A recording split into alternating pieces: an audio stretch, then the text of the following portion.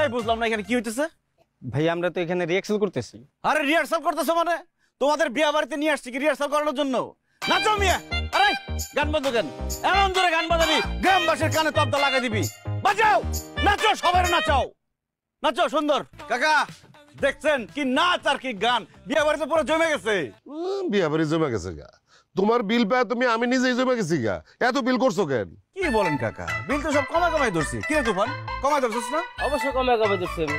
হ্যাঁ কিসের এই সামিয়ানার বিল এত টাকা ধরছো কিসের জন্য? কি কোন কাকা, এর কমে কি আর ধরা যায়? 2000 টাকা কমাই দিব। কাকা পারা যাবো না, মাইন্ডসে তো বিছনার চাদর দিয়ে সামিয়ানা বানায় দেয়, কয় যে এটাই সামিয়ানা। রামক সামিয়ানা দেখেন, দামি কাপড় দিয়ে সুন্দর করে সাজাইছি, কি সুন্দর লাগতেছে। বিছনার চাদর দিয়ে সামিয়ানা করলে আমার লেগে ভালো হইতো। আরে আমার মায়ের বিয়া দিতে গিয়া কি আমি এত খরচ দিতে দিতে ফতুর হয়ে যাবো নাকি? আহ কাকা, একটা কথা মনে রাখবেন, আমি আপনার ভাতিজা না, আপনি আমার চাচা না। এই বিল টাকা পয়সা নিয়ে আটকেবো না। আপনি দেখেন সবার খাওয়া দাওয়া ঠিক মতো হইতেছে নাকি? ঠিক তো? ঠিক ঠিক। আপনিও খেলো যান। বিলটা হেরাতে গেল কেমনে? ভাই আমার কি দোষ? বিল চাই আছে, আমার মাথাটা পুরো খেয়ে ফেলেছে, তারপর বাধ্য আমি তারা বিলটা দিচ্ছি। মাথা খাইলে আমার কবি নিজে একবার পণ্ডিতি করতে যাবি না।